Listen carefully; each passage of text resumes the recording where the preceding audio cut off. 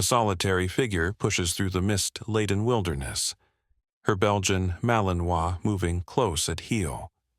The dog's trained eyes lock onto something that should not exist, an Apache helicopter lying untouched beneath years of tangled overgrowth. There are no signs of a crash, no evidence of an emergency landing. Climbing into the cockpit, her flashlight beam sweeps across maps still tacked to boards and dormant screens filled with encrypted codes. Scattered personal belongings linger in silence. Her dog scratches urgently at a concealed panel, uncovering what was never intended to be seen, classified files hidden away. The buried truth of what really happened in that Afghan village 7 years ago. The truth of why her husband never returned. From which city in the world are you watching this video? If stories of loyalty and justice speak to you, subscribe to Major Tom's Tales for more military thrillers that honor those who serve. Morning breaks over the Quinault Wilderness near New Boston, sending long shadows through towering evergreens. A thin veil of fog drapes the forest floor as Lieutenant Arya Kane slips soundlessly through the brush. At her side, her Malinois, Shadow, matches her every step with uncanny precision. Two predators moving as one. Their breath curls in frosty clouds as they halt at a small clearing. Every motion Arya makes is sharp, measured, and unmistakably military. Yet there's something in her intensity that goes beyond ordinary training. She kneels at a fallen log, pulling out a weatherproof journal to record her meticulous notes. Her sketches outline terrain features and wildlife with practiced accuracy. As she scans the perimeter, her collar shifts, exposing the faint ridges of burned scars along her neck before she quickly readjusts it. Around them, the forest hums to life. Birds calling, branches stirring in the light breeze. Shadow's ears flick at each sound, but his focus never wavers from the mission. For the pair, this reconnaissance drill is nothing unusual, one of many they've carried out in remote corners of the country. Then, without warning, the dog stiffens, ears forward, muscles tense. Arya instantly lowers into a defensive stance, her hand hovering near the sidearm strapped to her thigh. Her gaze follows her partner's to a ravine 50 meters below, overgrown and shrouded in mist. Raising her binoculars, she scans carefully. Through shifting breaks in the fog, she sees it. An unnatural, angular shape cutting against the wild terrain. Something that doesn't belong here. Something built by human hands. Arya signals Shadow with a small hand motion, and the dog advances into reconnaissance mode, pausing every few meters to test the shifting air for scents. Together they move down toward the ravine, taking a wide, protective route that keeps them concealed as they approach the strange shape. Years of training have turned them into seamless extensions of one another. Where Arya's human senses end, Shadow's instincts fill the void. Step by step, the form takes shape through the heavy vegetation until there is no mistaking it, the outline of an attack helicopter. Its once deadly black skin has faded to dull gray under the elements, buried beneath collapsed camouflage netting and layers of natural growth. The silence presses down unnaturally. Birds refuse to call. Insects steer clear. Only the occasional metallic groan breaks through as the morning sun warms cold metal. Arya circles the machine slowly, every movement deliberate, her expert eye reading the details like pages in a book. There are no crash marks, no indicators of a desperate landing. This Apache wasn't lost.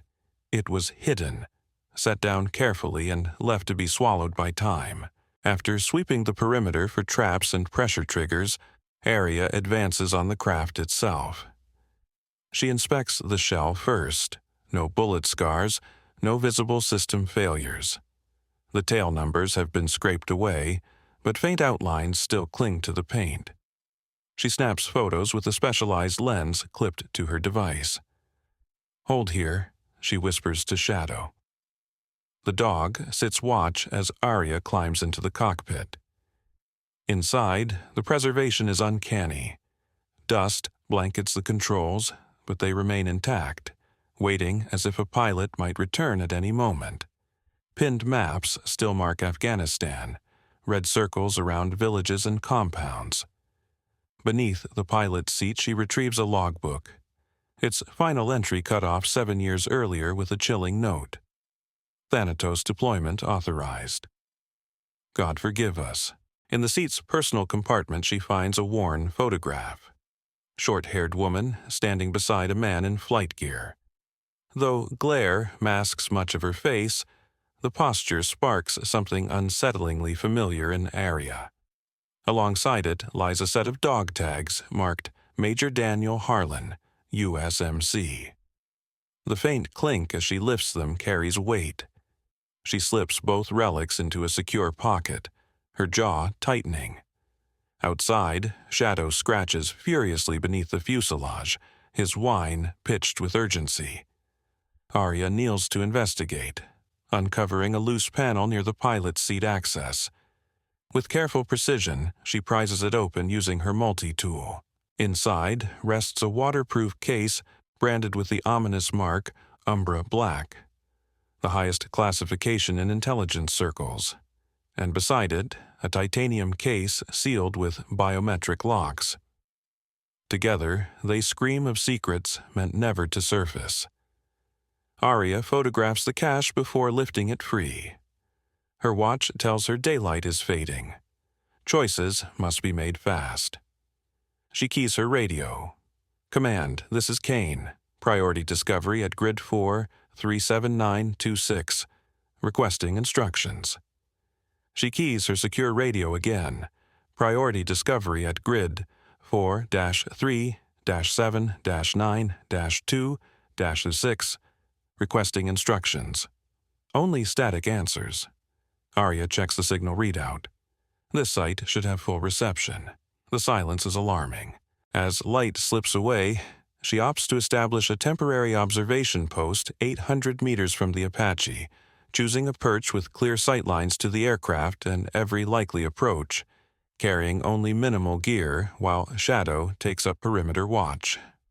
She cycles through 3 more encrypted channels and protocols, more static. Her satellite phone, usually a dependable backup, reports no bars despite a clear sky. 2 failed comms together point to deliberate jamming, not simple equipment trouble. "Something's wrong, boy," she murmurs to Shadow, who meets her with steady, bright eyes. Either they've stumbled into a program beyond their clearance, or someone is deliberately blocking any report of the find. Night settles. Shadow emits a low, cautious growl. She kills the small camp light and moves upslope, Shadow ghosting at her heels. Through night vision, she picks up multiple heat signatures moving in tight, methodical patterns below. A professional search and containment sweep. The figures wear tactical kit, but no unit patches or insignia, and their hand-signaled coordination reads like special operations tradecraft.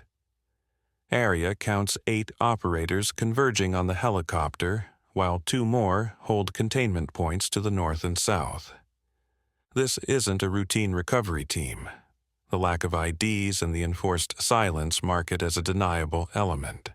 She breaks camp, lays faint false trails, and slips higher into limestone outcrops that mask heat signatures and offer cover.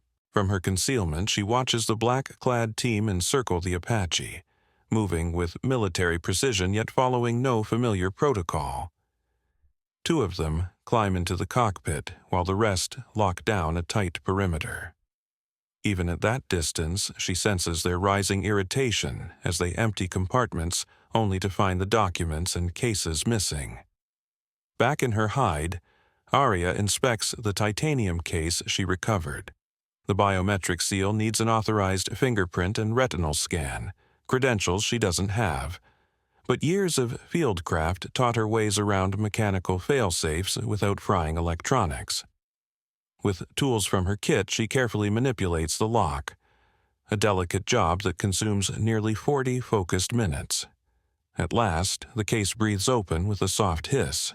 Inside are painstaking technical schematics for a weapons system labeled Thanatos, accompanied by a hardened military-grade thumb drive. She plugs the drive into her hardened tablet, which instantly runs an automated malware scan before unlocking the contents. The screen flickers, then stabilizes on a series of video logs recorded by Major Daniel Harlan, the same man in flight gear from the photograph. His face is strong yet drawn, eyes burning with determination but shadowed by exhaustion. The earliest recordings outline the creation of Thanatos, an atmospheric incendiary built to preserve infrastructure while eradicating every living person inside its radius.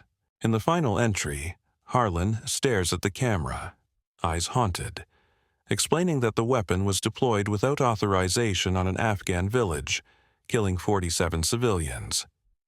He says senior command ordered every record destroyed, every witness silenced. In a voice tight with restrained anger, he declares his plan to blow the whistle. Consequences be damned. This wasn't combat, he says. This was a field test on unknowing subjects. The weapon had done exactly what it was designed to do: strip oxygen from lungs and leave buildings untouched. Yet the cost was he stops, visibly fighting for composure. Unacceptable by any code of military ethics or human decency. The recording ends with rotor noise approaching, and Harlan reaching for his sidearm. Just before the feed cuts, he adds a final line. Lieutenant Kane is the only one I trust with this. If anything happens to me, the screen goes black. Arya's fingers drift to the burn scars on her neck as she stares at the dark display, her shock hardening into grim resolve. 7 years of unanswered questions click into place. As dawn creeps over the ridges, she secures the evidence into her pack. A flicker of motion catches her eye, its shadow sliding across a clearing to the east, a military-grade drone on sweep pattern. Within minutes, a second appears from the south, then a third from the west. The triangulated search grid signals major resources committed to finding her.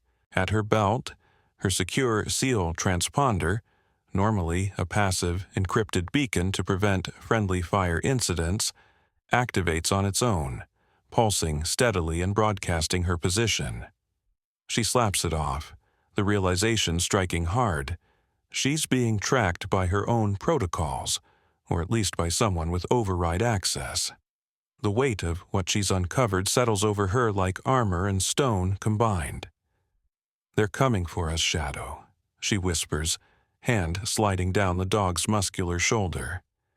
"And they won't stop until they have what we've found."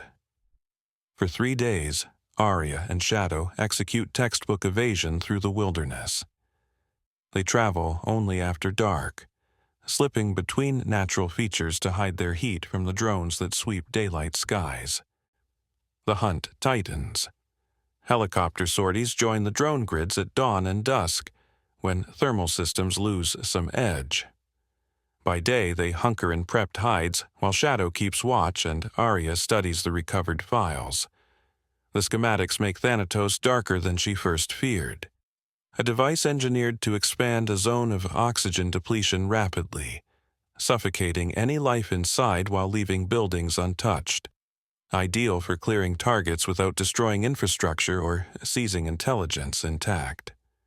Deployment notes show the Afghan village was chosen because satellite imagery matched its structures to urban targets of interest. The authorization paperwork bears no proper chain of command signatures, implying the test was run off the books. 47 civilians died not in combat, but as subjects of a covert weapons trial masked as a legitimate strike. On the morning of Day 3, Arya edges toward the eastern boundary of the training area. A rural highway slices the forest ahead, the usual pickup route where a plane vehicle would extract her and Shadow after the exercise. From cover, she watches vehicles converge from both directions. Black SUVs and unmarked transports taking positions at quarter-mile intervals. They've set a containment perimeter along her planned exit. Standard SOP for snaring a high-value target. Arya slips back into the trees and weighs her choices. The titanium case and everything inside presses at her shoulders. The evidence could blow open crimes by senior officers. If it reaches people willing to act, not bury it. After 7 years hunting answers, she won't let it fall back into their hands. She kneels by Shadow and decides. She pulls several weatherproof memory cards from her pack, duplicates of the most damning records, and tucks them into a concealed compartment in the dog's tactical vest, along with a handwritten note listing coordinates and a trusted contact. "Contingency plan, boy," she murmurs, fingers stroking Shadow's neck. With tight hand signals and hushed commands, she programs his route. Shadow never blinks. The bond between them is more than training. On a final silent cue, she sends him sprinting through the underbrush, angling perpendicular to the highway where the waiting vehicles lie. If she's taken, Shadow knows where to go and who to find. A desperate but practiced contingency. After she confirms he's gone, Arya steadies herself.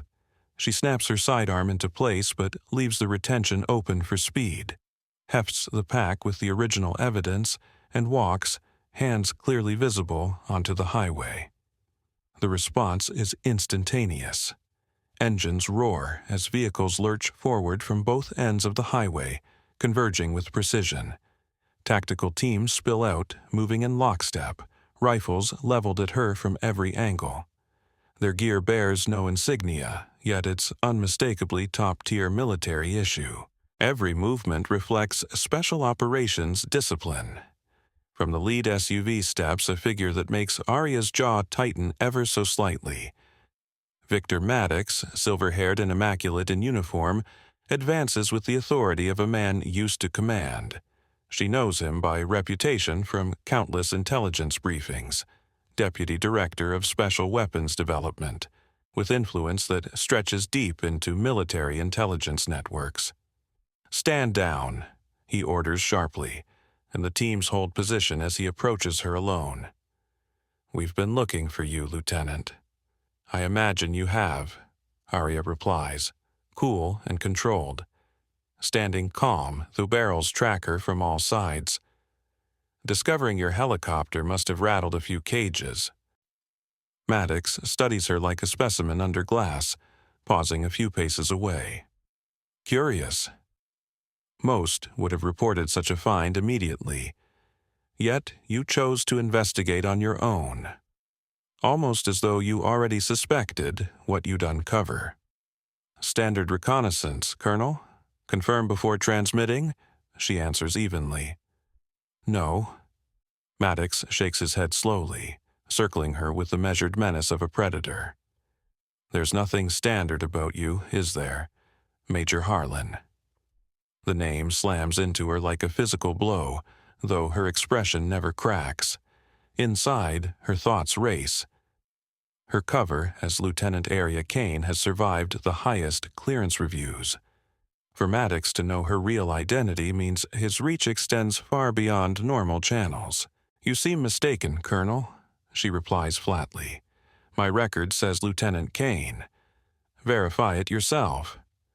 Maddox gestures to his aide, who hands him a tablet. He turns the screen toward her. An old photo appears. A younger version of herself, haircut differently, in another uniform, yet undeniably her. The caption reads, "Major Arya Harlan, Military Intelligence, Specialist in Advanced Weapons Assessment, officially listed as killed in the same incident that claimed her husband."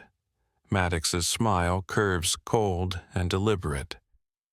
"Did you really think a new name and joining the SEALS would hide you forever?" Maddox asks, eyes flicking to the pale ridges of scar along her neck. Even after reconstructive work, those burns are distinctive.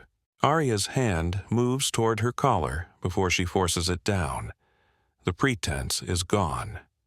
7 years of forged identity. Years spent grinding through special forces training and maneuvering into positions that let her reach classified areas. All of it built to uncover what happened to her husband, now laid bare in a single moment. "You engineered the incident," she says, voice controlled though fury simmers underneath. "Not a combat action," Maddox corrects smoothly. "A weapons test, an unfortunate field test with unforeseen consequences." "National security demands hard choices, Major," he continues, almost lecturing. "Surely someone with your background understands that." He lets the number hang between them, 47 civilians. "Humanitarian workers," she snaps, "and my husband wasn't killed in the strike. He was cleaned up afterward for planning to expose you." Maddox's face tightens for an instant, then slides back into professional composure. He gestures toward the trees behind her. "That helicopter wasn't dumped there by accident, Major. It was placed 6 weeks ago. We've tracked your search patterns for years, watched you probe classified zones under your alias." The realization hits her cold. "You used me to find what Daniel hid," she thinks. "You led us to it." "The complete Thanatos files," Maddox finishes aloud, voice almost admiring. "The evidence he stashed before you killed him, did you? And now you've guided us right to it." "Where's the case? The original drive?" he demands. "We've chased those items for 7 years. Gone," Arya answers smoothly. "Destroyed years ago when I knew what I'd found." Maddox signals. His men step forward with restraints. "I don't believe you," he says. "We can discuss this properly at a secure location," he adds as the operators close in.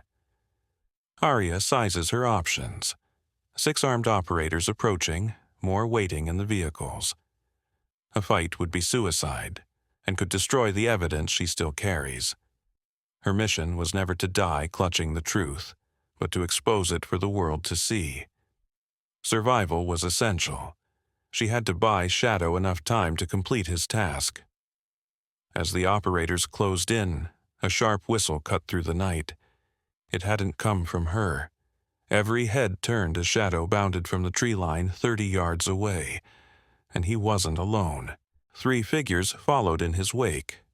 2 carried professional camera rigs already recording the scene. The third, a woman in a crisp federal marshal's uniform, raised her credentials high. "Colonel Maddox," she called, her voice carrying with official weight. "I'm Federal Marshal Kessler, authorized by the Justice Department. Your operation has no legal sanction. You're detaining a U.S. service member outside your jurisdiction." Maddox's face tightened, his composure fraying. "This is a classified military operation, Marshal. You hold no authority here." "Not according to the Joint Chiefs," Kessler countered, stepping forward with her documents clearly displayed. 6 hours ago, we received a rather revealing data packet. It was enough for a federal judge to issue an emergency order forbidding your team from detaining Lieutenant Kane." Arya hid her satisfaction, the faintest curve of her lips betraying relief. The contingency plan she'd set years ago had worked. When she first uncovered the Apache, she'd triggered an old failsafe. If her check-ins lapsed, the evidence she'd gathered would automatically reach trusted allies in law enforcement and oversight. Maddox turned to her, realization dawning, fury simmering beneath his controlled exterior. "You knew we were coming. This entire evasion, it was just to stall." 3 days was all I needed," Arya replied evenly. "Long enough for the evidence to land in hands that couldn't be bribed or silenced." With slow, deliberate movements, she slipped off her high-collar jacket, bearing the full extent of her burn scars across neck and chest, the kind of wounds earned by standing on the edge of fire itself. "I was in that village, Colonel," she said, her voice cutting sharp and steady, "on a humanitarian mission with Doctors Beyond Borders. I watched your weapon strip the air from men, women, and children, while I survived only by hiding under irrigation water. I've carried their screams for 7 years." Maddox's eyes widened, his gaze darting between her scarred face and the younger image displayed on his tablet. Recognition and the first hint of doubt slipped into his expression. The woman in that photo with Daniel, she wasn't his wife? Maddox asks, disbelief creeping into his tone. "As an operator working beside him," Arya answers firmly. "Daniel spotted my name on the casualty lists but kept the truth buried. He pulled me back from the brink, gave me a new identity. Then he began gathering proof against you and the Thanatos project. When he vanished, I carried on his mission." Maddox's tactical team shifts uneasily, some lowering their weapons as the cameras keep rolling. His expression tightens, authority slipping as the balance shifts. "You don't understand what you're meddling with," he snarls. "Thanatos is a strategic advantage this nation desperately needs. We face threats conventional arms cannot match. Threats that justify murdering civilians, silencing your own operators to hide the truth." Arya fires back. "Those aren't the values I swore to defend, Colonel." Before he can respond, the thundering chop of rotor blades cuts through the air. 3 Blackhawks surge over the tree line, emblazoned with unmistakable military police insignia. They circle once, then drop onto the highway in a storm of dust, disgorging squads of MPS in full tactical gear. At their head strides Admiral Naomi Ellsworth, ramrod straight, metals gleaming even in the grit-filled wind. Her very presence forces Maddox to stiffen instinctively. As head of Naval Special Warfare Command, she represents the highest level of authority. "Colonel Maddox," Ellsworth calls, her voice commanding over the dying roar of rotors. "By order of the Joint Chiefs, you are relieved of duty pending investigation into unauthorized weapons testing and falsification of combat records." His men hesitate, caught between loyalties, rifles wavering. The air bristles with tension. "Stand down," Ellsworth commands, voice cutting like steel, "or face charges of mutiny on top of conspiracy." One by one, the operators lower their weapons. MPs sweep in, binding wrists and securing the site. 2 officers close on Maddox, locking restraints around his wrists. He fixes Arya with a final glare. "This isn't over," he mutters darkly. "Some secrets stay buried for national security." "Not this one," Arya answers, as Shadow pads back to her side, ears sharp, body rigid with vigilance. "Not anymore." With Maddox hauled away, Ellsworth approaches. Arya stands at parade rest despite fatigue, Shadow poised beside her. The Admiral's gaze lingers briefly on Arya's scars before rising to meet her eyes with the respect of one warrior to another. "Lieutenant Kane," Ellsworth says evenly, "or should I say, Major Harlan, your transmission reached the Joint Chiefs directly." "I was dispatched personally once the contents were verified," Admiral Ellsworth says. Arya holds her stance, shoulders square. "Admiral, I can explain my actions." "Your actions likely stopped a grave breach of military ethics from being buried," Ellsworth replies firmly. "The Thanatos project was never sanctioned at command level. That village strike was filed as a conventional assault on insurgents, with civilian deaths pinned on enemy action." From her pocket, Ellsworth withdraws a pair of dog tags, gleaming in the pale light. "Your husband's remains were recovered from what we labeled an aircraft accident. He was buried under a false name in a Virginia military cemetery. A proper burial with full honors will be arranged at once. Arya accepts the tags, curling her fist around the cool metal. The last tangible link to the man she loved, the partner whose mission she carried forward. For a moment her composure falters. "And the others responsible?" she asks, her voice steady, though her throat tightens. "The investigation begins today," Ellsworth assures her. "Maddox did not act alone. We've already traced senior officials who pushed funding for Thanatos outside the chain of command. The Joint Chiefs have ordered a full review of all classified weapons programs from that era." Her eyes flick to the backpack that carries the titanium case. "I need to know, Major. What else did you recover?" "The full technical specs of Thanatos," Arya answers without pause. "Destroyed. That weapon has no place in the world. I kept only what was needed to prove what happened to the villagers, and to Daniel." Ellsworth studies her, unreadable, then nods once. "I believe you." Straightening, she offers a crisp salute. "Your country failed you both, Major, but today you've saved us from ourselves." Arya returns the salute. 7 years of sacrifice and persistence converge into this moment of vindication. As her hand lowers, the weight on her shoulders eases, but not completely. Justice has only begun. "What happens now, Admiral?" she asks quietly. "Now, Major Harlan," Ellsworth replies, "we start making it right. Beginning with restoring your name and your rank." She gestures toward the helicopter. "We'll have much to discuss on the flight back to New Boston." 6 months later, the early light falls over Arlington National Cemetery. A military honor guard stands rigid beside a flag-draped coffin above a fresh grave. The headstone reads, "Major Daniel Harlan, USMC, Defender of Truth, Ultimate Sacrifice." Arya stands nearby in full naval uniform, rank insignia restored. The scars on her neck are visible, no longer hidden. Around her neck hang 2 sets of tags, her own and Daniel's. Shadow sits perfectly at her side, posture sharp, his discipline unbroken even in this solemn moment. The ceremony unfolds with flawless precision.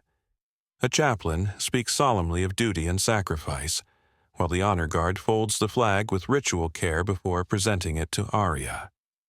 A rifle salute cracks through the morning air, 7 years late, but finally honoring the true sacrifice of Daniel Harlan.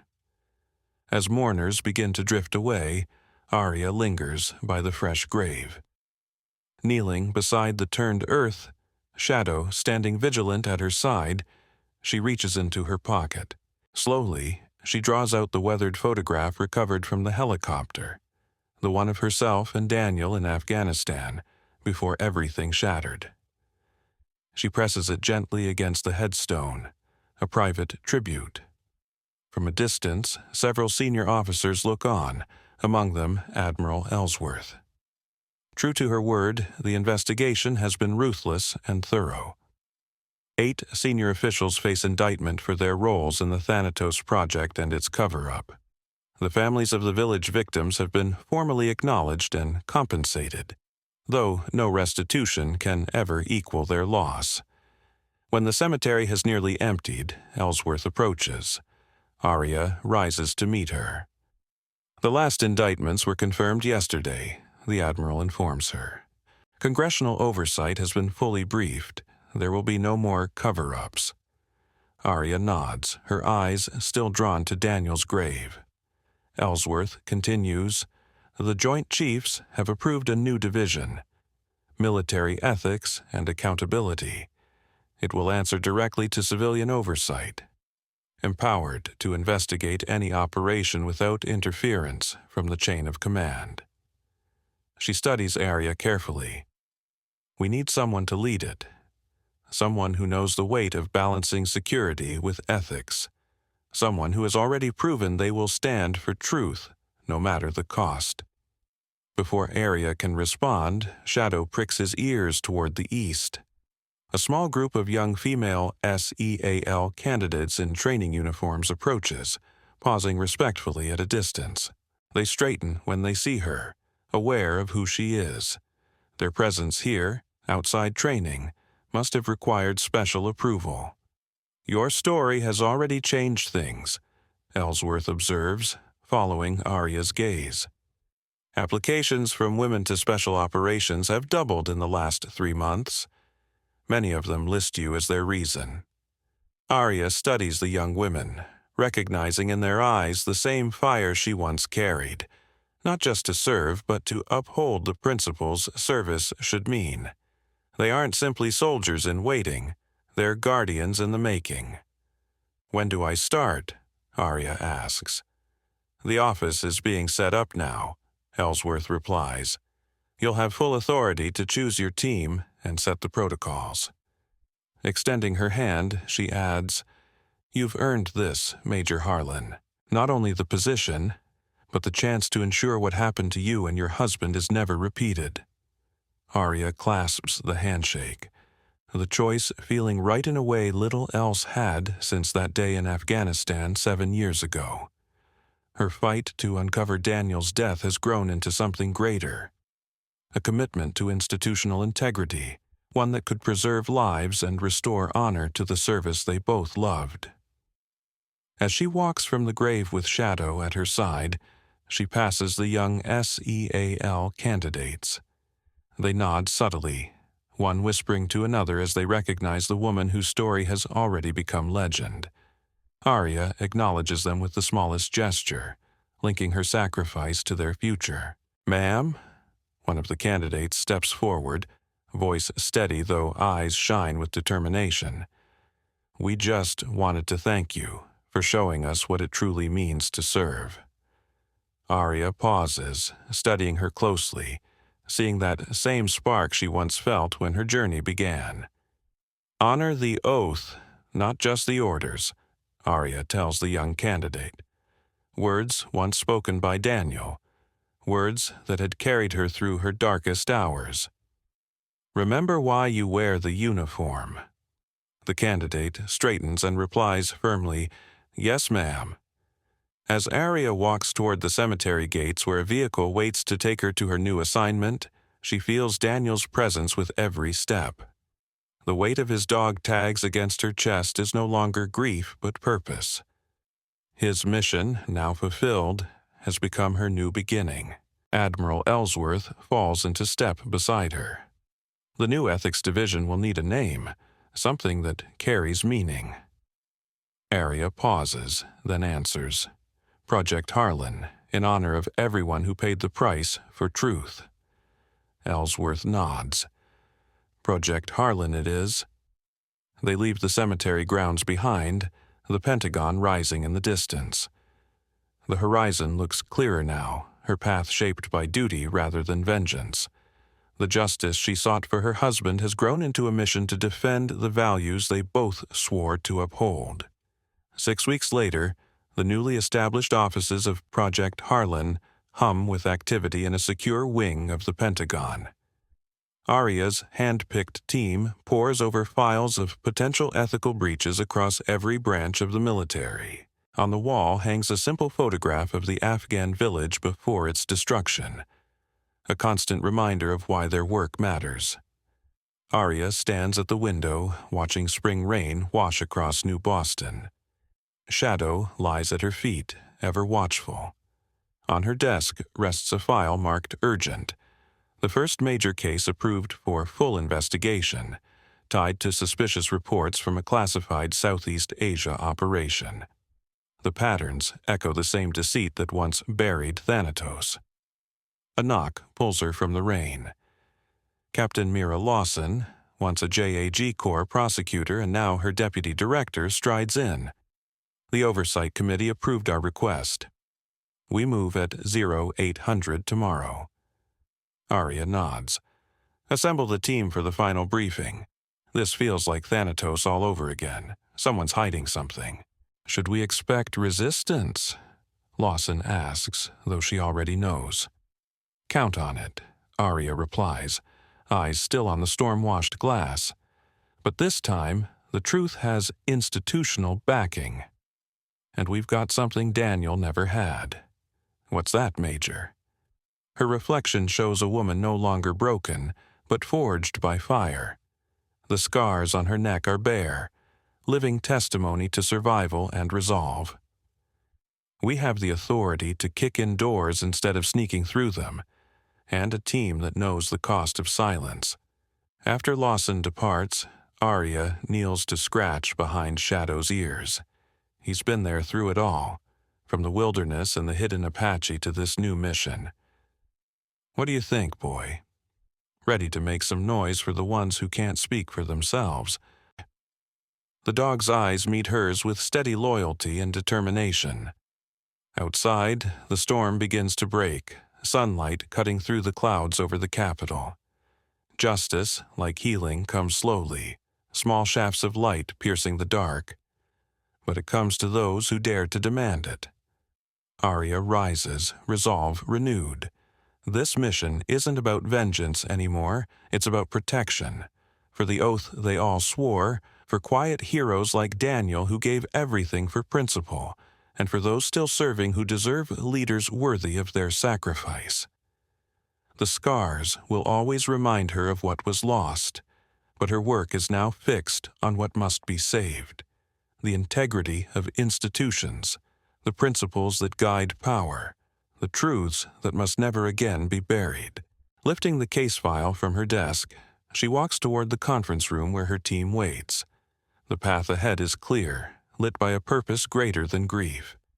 And Daniel would be proud in a way no medal could ever equal.